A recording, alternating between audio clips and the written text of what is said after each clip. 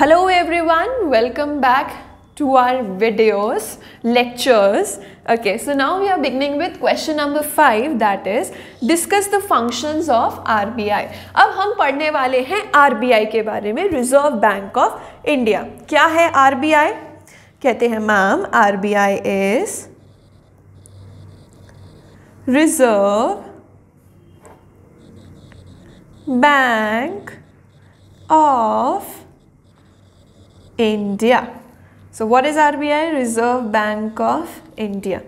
चलिए पढ़ते हैं हम रिजर्व बैंक ऑफ इंडिया के बारे में. And explain the credit control policy of the RBI. Critically examine the credit control policy of RBI. Also discuss the functions of RBI and explain how it regulates the credit in the country. सबसे पहले हम पढ़ते हैं functions of RBI.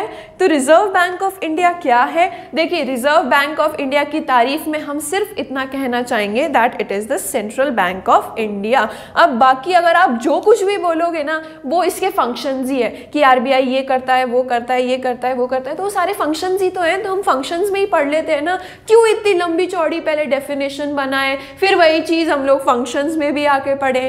तो अगर एक बहुत ही short form में कहना हो कि RBI क्या है, सबसे पहली बात तो रिजर्व बैंक ऑफ इंडिया है, फिर उसके बाद सेंट्रल बैंक ऑफ इंडिया है. Thus, this bank performs all those functions which are done by central bank of any country. अब ये कौन से functions perform करता है? जो कि किसी भी country का central bank करेगा. तो these functions can be divided into two parts. अब ये two parts में divided हैं functions. सबसे पहले है central banking functions. तो कौन कौन से central banking functions RBI perform करता है? सबसे पहली है issue of currency notes. currency notes छापता है RBI. 5 रुपए के, 10 रुपए के, 20 रुपए के, 15 के तो नहीं है, 20 के भी अभी बहुत कम आने लगे हैं. 50 रुपए के, 100 रुपए के, 500 रुपए के, 2000 के. 1000 के पहले हुआ करते थे तो इसको कट कर दो, 2000 के. ठीक है, तो ये सारे करेंसी, ये सारे नोट्स कौन इशू करता है? RBI on the basis of minimum reserve system. Minimum reserve system रहता है कि भाई साहब जितने आपके पास RBI के पास गोल्ड पड़ा है उतना पैसा RBI इकोनॉमी में लाएगा, ऐसा कुछ मिनिमम रिजर्व सिस्टम रहता है. Since 1957 currency note are issued on the basis of minimum reserve system. 1957 से मिनिमम रिजर्व सिस्टम के बेसिस पे करेंसी नोट्स इशू हो रहे हैं इंडियन इकोनॉमी में. Reserve bank is required to maintain minimum reserve of ₹200 crore in which at least 115 crore should be in gold and balance 85 crore should be kept as foreign security. तो ये minimum reserve system है जिसमें 200 करोड़ के reserves RBI को रखने हैं, जिसमें से 115 करोड़ कौन सा होना चाहिए? In the form of gold, और 85 crore in the form of foreign security होना चाहिए. Second comes banker to the government. अब RBI क्या है? बैंकर है गवर्नमेंट का. बैंकर कैसे है कि जितने भी कमर्शियल बैंक्स फैसिलिटीज हमको प्रोवाइड करवाते हैं, जितने भी कमर्शियल बैंक्स बैंकिंग फैसिलिटीज हमको प्रोवाइड करवाते हैं जनरल पब्लिक को, वही फैसिलिटीज RBI किसको प्रोवाइड करवाता है? गवर्नमेंट को. तो reserve bank acts as banker, agent and advisor to the central and state government. The consolidated funds of all government remains with the reserve bank. It makes arrangement of overdraft facility to the government when required and advises to the government in determination of monetary, financial and economic policy. Also advise provide करवाता है, facilities provide करवाता है, overdraft facility provide करवाता है. Bankers bank and lender of last resort. ये banks जितने भी commercial banks हैं, फाइनेंशियल इंस्टीट्यूशंस हैं, उनका भी बैंक है. गवर्नमेंट का तो है लेकिन कमर्शियल बैंक्स का भी बैंक है. उनको फैसिलिटीज प्रोवाइड करवाता है जैसे कि लोन की हो गई, डिपॉजिट्स लेने की हो गई, and also acts as a lender of last resort. यानी कि अगर इन केस कोई भी बैंक डूब रहा हो या फिर आउट ऑफ कैश हो जाए या आउट ऑफ डिपॉजिट्स कुछ भी नहीं बचे तो RBI आके उसको बचाता है. That is why it is called lender of last resort. Then comes regulation of foreign exchange. अब रिजर्व बैंक क्या काम करता है? रेगुलेशन ऑफ फॉरेन एक्सचेंज का काम करता है. Demand and supply of foreign exchange कौन रेगुलेट करता है? Reserve bank of India. Reserve Bank also maintains the balance between the demand and supply of foreign exchange of the country by maintaining proper control. The whole fund of foreign money remains with the Reserve Bank and Reserve Bank makes payment from it.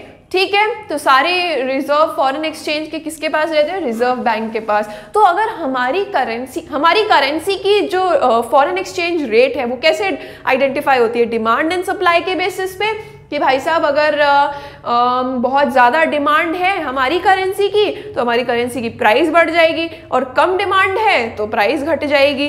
ठीक है, तो demand and supply के basis पे हमारी foreign exchange rate determine होती है। तो reserve bank of India के पास क्या रहता है? फॉरेन करेंसी रहती है। तो कभी कभी वो प्राइस को रिजर्व बैंक ऑफ इंडिया भी डिसाइड कर लेता है कि भाई अभी ज़्यादा डिमांड हो रही है, हमें नहीं चाहिए कि मार्केट में ज़्यादा डिमांड हो, तो एक काम करते हैं, उस सारी डिमांड को हम फुलफिल कर देते हैं फॉरेन करेंसी प्रोवाइड करवा के हम उस डिमांड को फुलफिल कर देते हैं। ये आरबीआई का काम होता है फॉरेन एक्सचेंज को रेगुलेट करने के लिए। Then comes credit control. Now according to reserve bank act, the reserve bank with the object to control credit has the power to change the bank rate, perform open market transactions and alteration in the volume of bank reserve। ये जो एक इत्तू सा paragraph है ना, अभी हम detail में पढ़ेंगे, so for the time being leave it over. Then regulation and control of banking system in India किसका काम है? कहते हैं ma'am RBI, that is reserve bank of India. Regulation and control of banking system in India किसका काम है? Reserve bank of India का। तो कैसे? ऐसे सबसे पहला ये कमर्शियल बैंक्स को क्या देता है? लाइसेंस। आरबीआई से लाइसेंस लेना जरूरी है, अदरवाइज आप बैंकिंग फंक्शंस परफॉर्म नहीं कर सकते। Extension of branches, her commercial bank को रिक्वायर है अपनी ब्रांच, जब भी कोई नई ब्रांच खोल रहे हो ना, पहले आरबीआई से परमिशन लो, फिर उसके बाद जाके खोलोगे। मैनेजमेंट, आरबीआई के पास इतनी पावर है कि वो कभी भी किसी भी वक्त कोई भी डायरेक्टर या मैनेजर को बैंक के हटा सकता है, इंस्पेक्शन कर सकता है। आरबीआई के पास पावर है कि वो कभी भी किसी बैंक की बुक्स ऑफ अकाउंट्स या उसकी वर्किंग का इंस्पेक्शन कर सकता है। और amalgamation and closure, every bank has to get permission before amalgamation. जब कोई दो बैंक एक साथ आके काम कर रहे हैं या फिर एक्वायरिंग वाला सीन हो रहा है, तो पहले जाके रिजर्व बैंक से परमिशन लो, और can also apply in high court for any closing of bank. ठीक है, फिर सेवेंथ हमारा पॉइंट है collection of data and publication. The reserve bank also perform the function of collection of data and publication related to economic and monetary matters. तो ये publish भी करता है, डेटा को कलेक्ट करने में भी काम आता है। फिर उसके बाद है हमारे जनरल बैंकिंग फंक्शंस। पहले हम कौन से बैंकिंग फंक्शंस पढ़ रहे थे?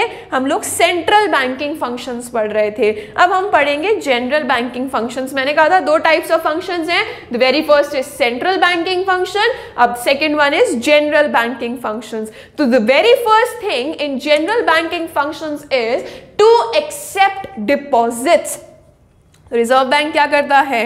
It accepts deposit from the government banks and institutions without interest. Interest नहीं देता, विदाउट इंटरेस्ट डिपॉजिट्स एक्सेप्ट करता है। Then comes purchase and sale of bills. Reserve bank also performs the work of purchase and sale of business and commercial bills and their discounting. Also clearing house function का basically facility provide करवाता है। Reserve bank runs the clearing house for settling the transaction of banks. दो banks के deposits reserve bank के पास हैं, इन दोनों banks का कोई ट्रांजैक्शन हो रहा है तो वो उसके डिपॉजिट्स में एडजस्ट कर देगा। कौन? वो रिजर्व बैंक ऑफ इंडिया। इसीलिए इसको कहा जाता है clearing house function. Reserve Bank itself manages the clearing house and at other places State of India and its subsidiary banks look after the management of clearing houses. Also transactions with foreign countries and international institutions. ये किसकी responsibility है? ये responsibility है Reserve Bank of India की।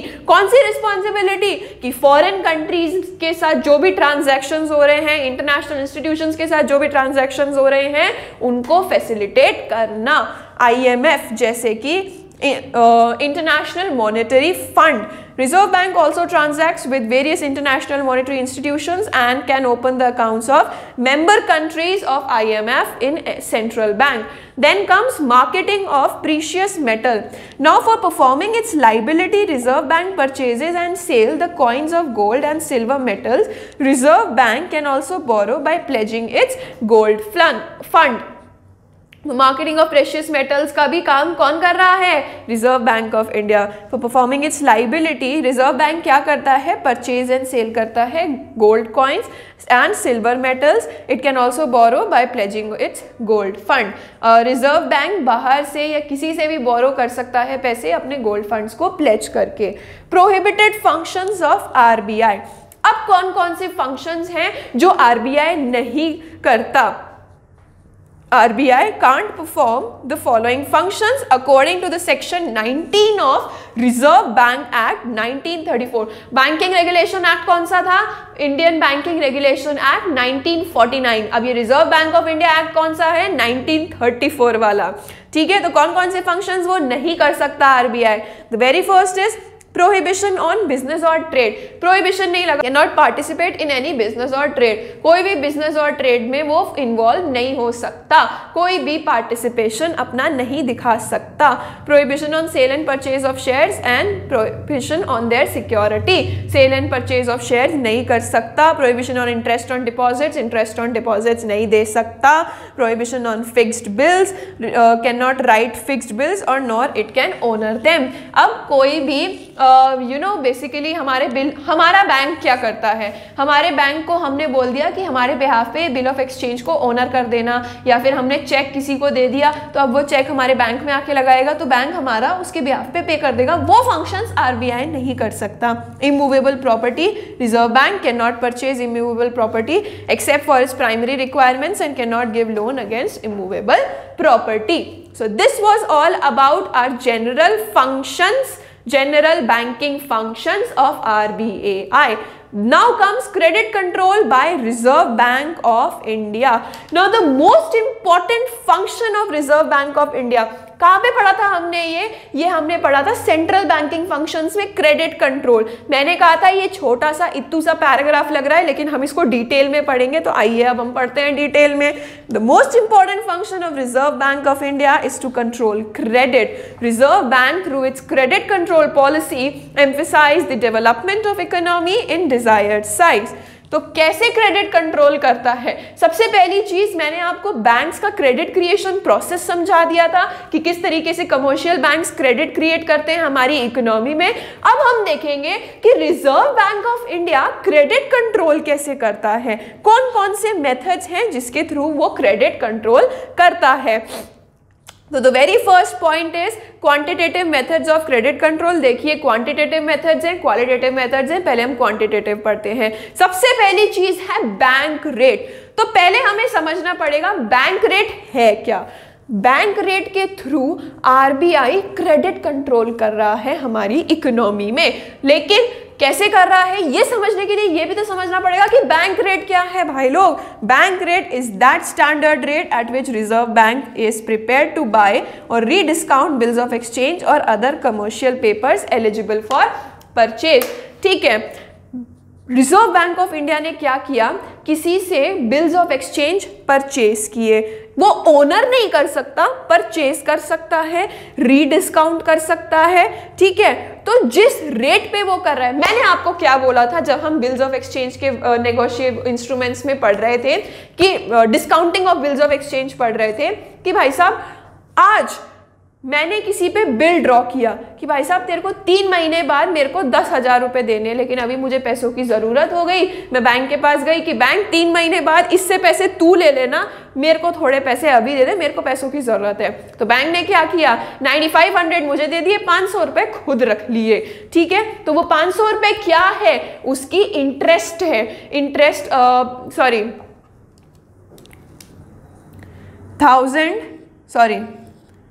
500 divided by 10,000 कितना रहा इसका, into 100. 5% rate of interest. ठीक है, तो कमर्शियल बैंक्स की कितनी रही? 5% रेट ऑफ इंटरेस्ट पे कमर्शियल बैंक ने बोला कि ठीक है, तेरे को 10,000 रुपये अभी चाहिए, 10,000 तो नहीं दूंगा, 9500 दे दूंगा, मैं इससे 10,000 ले लूंगा, फिर उसके बाद 500 रुपये तेरे कट गए क्योंकि मैंने तेरे को 3 महीने पहले पैसे दिए ना। ठीक है, तो यहाँ पे ये चीज हो जाती है रेट ऑफ इंटरेस्ट। सॉरी, अपन बहुत दूर चले गए, आते हैं वापस रिजर्व बैंक ऑफ इंडिया पे। तो रिजर्व बैंक ऑफ इंडिया अगर क्या कर रहा है, बाय कर रहा है, रीडिस्काउंट कर रहा है कमर्शियल बैंक से which are eligible for purchase, और जिस इंटरेस्ट रेट पे परचेज कर रहा है उसको कहते हैं बैंक रेट। ठीक है, तो अब आरबीआई क्या चाहता है कि यहाँ पे मैं क्रेडिट कंट्रोल कर लूँ इकोनॉमी में। क्रेडिट कंट्रोल यानी कि ये जो लोगों के पास पैसा बहुत सारा जा रहा है ना, मनी सप्लाई, इसको मैं कंट्रोल कर लूँ। आरबीआई ने बोला कि लोगों के पास कम पैसा होना चाहिए। अब कम पैसा कैसे? बैंक रेट के थ्रू आरबीआई कम पैसा लोगों के पास कैसे करेगा? बैंक रेट बढ़ा के, बैंक रेट इंक्रीज कर दी कि भाई आज मैं अपने बैंक के पास गई, ओ 10,000 का बिल ऑफ एक्सचेंज ले ले और मेरे को कुछ पैसे अभी के लिए दे दे। अगर बैंक चाहता है कि मेरे पास ज़्यादा पैसे नहीं आए, कम पैसे आए, तो बैंक वाला क्या करेगा? कमर्शियल बैंक्स क्या करेंगे? रेट ऑफ इंटरेस्ट बढ़ा देंगे। तो रेट ऑफ इंटरेस्ट बढ़ा दिया, मनी सप्लाई कम हो गया, क्रेडिट कंट्रोल कम हो गया। ठीक है, now in general words, bank rate is that rate at which central bank makes available financial accommodation to the commercial banks by discounting government और other first class approved security offered by commercial banks. Now according to the requirements of the country, reserve bank adopts cheap और dear credit policy. If increase is required in the quantity of credit in country, then Reserve Bank decreases the bank rate. अगर आप चाहते हो कि भाई साहब लोगों के पास ज़्यादा पैसा रहे तो बैंक रेट डिक्रीज कर दो, अगर आप चाहते हो लोगों के पास कम पैसा रहे तो बैंक रेट इंक्रीज कर दो। इस तरीके से बेसिकली आरबीआई फैसिलिटेट करता है क्रेडिट कंट्रोल को। From 1951 till today, Reserve Bank I'm sorry, has changed and adjusted the bank rate many times. After 1991, during liberalization, there was a continuous decrease in bank rate. अब बात आ रही है open market transactions की। तो open market transaction सिर्फ इतने होते हैं, purchase and sale of government securities. Government की जो सिक्योरिटीज होती है जैसे ट्रेजरी बिल्स हो गए, या फिर आप कोई भी देख लीजिए, पब्लिक डिपॉजिट्स हो गए जो गवर्नमेंट पब्लिक के लिए लाती है, पब्लिक ताकि सब्सक्राइब करे। तो जितनी भी सिक्योरिटीज हैं गवर्नमेंट की, उनकी परचेजिंग एंड सेलिंग को क्या बोला गया है? Open market transactions. First class bills, promissory notes in the open market by the central bank to control the volume of credit. तो इससे क्या करेगा आरबीआई? क्रेडिट कंट्रोल करेगा। कैसे? पता है कैसे? मैं बताती हूँ। ऐसे कि अगर लोगों के पास बहुत ज़्यादा पैसा हो गया और आरबीआई चाहता है कि पैसा थोड़ा कम हो जाए, तो आरबीआई गवर्नमेंट सिक्योरिटीज़ सेल करने लगेगा और लोग भागेंगे उस गवर्नमेंट सिक्योरिटीज़ को लेने के लिए। क्यों?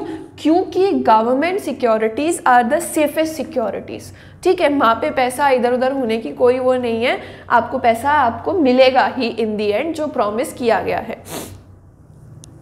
तो फिर अगर लोगों के पास बहुत ज़्यादा पैसा है तो आरबीआई क्या करेगा? गवर्नमेंट सिक्योरिटी सेल करने लगेगा और लोग परचेस करेंगे। अब जब लोग परचेस करेंगे तो वो अपना अपना पैसा ला के आरबीआई को देंगे और गवर्नमेंट सिक्योरिटीज़ लेंगे। तो इस तरीके से ओपन मार्केट ऑपरेशन से भी credit control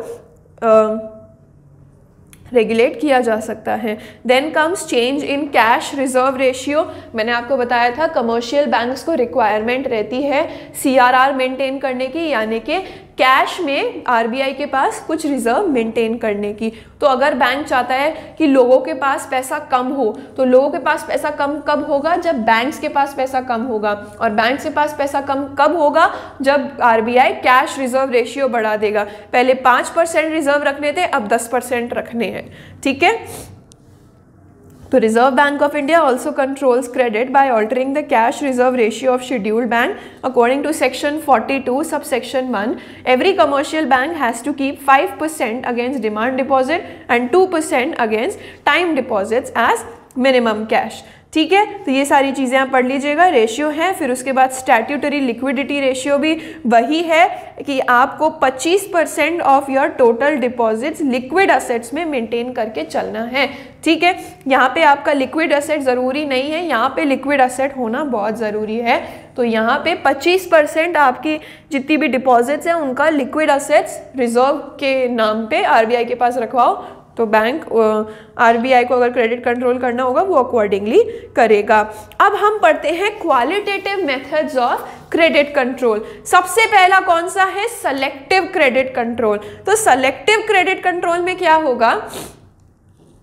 The Reserve Bank has adopted qualitative method of credit control to use, distribute and influence the direction of credit. Now the objective of qualitative method of credit control is to establish favorable control between different users of credit and determine priorities. Following are the objectives. क्यों करेगा credit control? To prohibit increase in prices of commodity. अगर लोगों के पास ज़्यादा पैसा होगा तो लोग ज़्यादा उसमें डिमांड करेंगे कि भाई मेरे आज पहले ऑन एंड होल सब लोग 5,000 कमाते थे, अब लोग 10,000 कमाने लग गए, ज़्यादा पैसा आ गया तो अब उनकी ज़रूरतें बढ़ गई, लेकिन रिसोर्सेज तो उतने हैं ही नहीं, चीज़ें तो उतनी है ही नहीं, तो अल्टीमेटली क्या होगा? उनका प्राइजेस बढ़ेगा। तो प्राइजेस को प्रोहिबिट करने के लिए एक सेलेक्टिव क्रेडिट कंट्रोल किया जाता है। To prohibit on credit for speculation of necessary food, यानी कि कहीं नेसेसरी फूड का ही स्पेक्यूलेशन ना होने लगे, कुछ लोग ज़्यादा लेने लगे, कुछ लोग कम लेने लगे। Determine the discriminatory interest rate. फिर उसके बाद है राशनिंग ऑफ क्रेडिट। यहाँ पे RBI seeks to limit the maximum और ceiling of loans and advances and also in certain cases fixes ceiling for specific category of loans and advances. अब लोगों के पास ज़्यादा पैसा आ गया, कैसे आ गया? क्योंकि बहुत सारे बैंक्स उनको काफ़ी big amount of loans and advances दे रहे हैं, तो आरबीआई ने एक लिमिट लगा दी कि आप किसी को इस लिमिट तक ही लोन्स एंड एडवांसेस दे सकते हो। Moral persuasion refers to those cases where the RBI endeavours to achieve its objective by making suitable representation to the banking institutions. RBI क्या बोलेगा? भाई जैसे कैंपेनिंग लगा दी आरबीआई ने, टाइम टू टाइम कोई कैंपेनिंग हो गई, कोई मीटिंग हो गई जिसमें कह दिया कमर्शियल बैंक कि भाई आप इस तरीके से बिहेव करो ताकि क्रेडिट कंट्रोल मेंटेन रहे। पब्लिसिटी कर दी, एड वैड ले आए और basically facts and figures and statements के थ्रू इन्होंने काम कर लिया, या फिर कोई डायरेक्ट एक्शन ले लिया, कोई सीधे सीधे लॉ ही ले आए जिसके थ्रू वो लोग करेंगे। ठीक है, तो हम लोग पढ़ रहे थे direct action. Under banking regulation act RBI is empowered to initiate direct action against those commercial banks. अब जो कमर्शियल बैंक्स आरबीआई की एडवाइस को इग्नोर कर रहे हैं तो उनके अगेंस्ट डायरेक्ट एक्शन आरबीआई ले सकता है। In such cases RBI can impose restriction on sanctioning of loans and advances of concern banks. एक रेस्ट्रिक्शन लगा देगा कि भाई आप इन लोगों को लोन नहीं दोगे, आप इनका लोन सैंक्शन नहीं करोगे। Winding up of Bank of Karad in 1992 because of financial irregularities, putting upon certain restrictions on the working of Metropolitan Cooperative Bank। ये एग्जाम्पल है कि इनको रेस्ट्रिक्ट कर दिया गया था, इनको क्लोज कर दिया गया था क्योंकि आरबीआई की एडवाइस को नहीं सुन रहे थे। Now appraisal of RBI's credit control policy, कि आरबीआई की क्रेडिट कंट्रोल पॉलिसी को अप्रेजल कैसे मिला? The main M of RBI's credit control policy is economic development of country with stability. Under this policy, Reserve Bank has provided fund to the government for economic development. ये basically सब उस बारे में बता रखा है कि किस तरीके से आरबीआई की क्रेडिट कंट्रोल पॉलिसी को अप्रेजल मिले। Inflation was 4%। देखिए 4% इन्फ्लेशन आइडियल इन्फ्लेशन है कंट्री में, तो ये अच्छी बात थी। Now causes of ineffectiveness of credit control policy of RBI। अब जब क्रेडिट कंट्रोल पॉलिसी इनइफेक्टिव थी तो उसके क्या कॉज हुए? The very first thing is unorganized money market। Unorganized money market था। The developing countries do not have organized money market। Due to lack of organized money market, steps taken for credit control do not result in complete success। Proper credit control policy नहीं थी जिससे complete success नहीं हो पाई। Inflation ज़्यादा हो गया, demand and supply का कोई वो नहीं रहा। फिर उसके बाद various types of credit, different types of credit आ गए। Reserve bank can control only bank credit. अब वो बैंक की तो बैंक जो क्रेडिट प्रोवाइड करवा रहा है उसी को तो कंट्रोल कर रहा है, लेकिन अदर काइंड्स ऑफ क्रेडिट्स भी आ गए हैं, गवर्नमेंट अलग अलग स्कीम्स ला रही हैं, तो उसको आरबीआई कंट्रोल नहीं कर सकता। लैक ऑफ बैंकिंग कस्टम्स, अब ज़्यादा लोग एजुकेटेड नहीं कहेंगे, लेकिन लोग इस बारे में बैंकिंग लोग कैश में डील करना ज़्यादा पसंद करते हैं rather then in banking transactions के। ये तो अभी पेटीएम वॉलेट आ गया, गूगल पे, फ़ोन पे आ गया, जो हर दुकान पे चल जाता है, लेकिन जनरली क्या होता है ना, लोग इसको प्रेफर नहीं करते हैं। तो जब तक लोग स्ट्रॉन्ग और मेच्योर नहीं हो जाते कि बैंकिंग कस्टम फॉलो करें, तब तक क्रेडिट पॉलिसी उतनी अच्छी नहीं हो पाएगी। इनएडिक्वेट रिसोर्सेज हैं, आरबीआई के पास लिमिटेड लीगल राइट्स है, इस वजह से नहीं कर पाए। लार्ज नॉन मॉनेटरी एरिया है, बहुत सा ऐसा लार्ज एरिया है जहाँ पे नॉन मॉनेटरी ट्रांजैक्शंस होते रहते हैं, बाटर वाला अभी भी चलता रहता है, उस वजह से भी कंट्रोल नहीं कर पा रहे हैं। Lack of control on money and capital market, तो मनी मार्केट और कैपिटल मार्केट पे कंट्रोल इतना फुल्ली नहीं है, तो इस वजह से इनइफेक्टिवनेस can be happen in credit control policy of RBI. So this was all about our 5th question, very interesting. Next video में हम पढ़ेंगे what are the functions of NABARD.